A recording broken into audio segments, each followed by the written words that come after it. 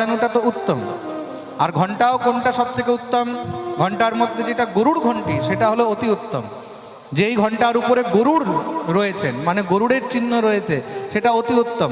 ঘন্টিও কিন্তু অনেক প্রকারের হয়, হ্যাঁ, এগুলো জানা উচিত। আপনারা দোকান থেকে যখন ঘন্টি কিনবেন তখন তার মধ্যে দেখবে ঘন্টিতে চিহ্ন আছে কিনা। এক হয় গরুড় ঘন্টি, ঘন্টার উপরে দেখবে গরুড় পক্ষী বানানো থাকে। এক হলো শেষ ঘন্টি, মানে অনন্তদেব, শেষ নাগ, নাগের ফন থাকে, ওটা হলো শেষ ঘন্টি। এক হলো গরুড় ঘন্টি, আর এক হলো ময়ূর ঘন্টি। অনেক ঘন্টির উপরে দেখবে ময়ূর থাকে।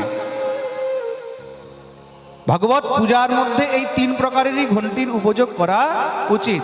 এই তিন প্রকারের ঘন্টি ছাড়া অন্য কোনো ঘন্টির উপযোগ করা উচিত নয়। খুব মন দিয়ে শুনবে, কিন্তু যেই ঘন্টির মধ্যে গরুড় চিহ্ন নেই, ময়ূর চিহ্ন নেই, বা শেষ মানে অনন্তের চিহ্ন নেই, সেই ঘন্টি নিয়ে ঠাকুর সেবায় উপযোগ করা উচিত নয়।